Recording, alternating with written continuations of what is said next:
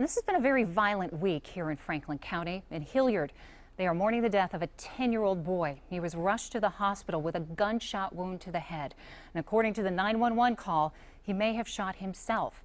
NBC4's Ted Hart has been following this story all day for us. Ted?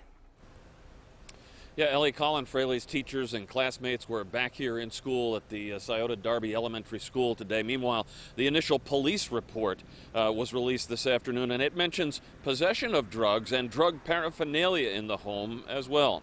The report says that the gun was a handgun, and it refers to Fraley's death as undetermined.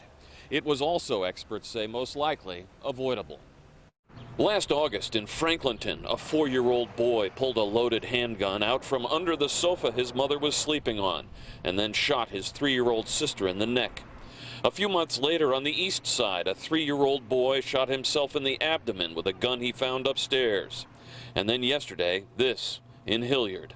My grandson just shot himself in the head. Colin Fraley was just 10 years old, a 5th grader. Police have not said yet how the boy got a hold of the gun or who it belonged to. When you are not by your gun needs to be locked up. Perry Township Police Chief John Petrozzi was a firearms instructor for 17 years and says it's the responsibility of adults to make sure that guns are locked and that the keys are unavailable. If you don't keep that key in your pocket, I promise you your kids will find it. Jennifer Thorne at the Ohio Coalition Against Gun Violence says research shows that 1 out of every 3 children in Ohio live in a home with a loaded, unlocked firearm. And that, she says, is a recipe for trouble. We know that a gun in the home is actually 22 times more likely to be used in a suicide, a homicide, or an unintentional shooting than to be used for self-defense.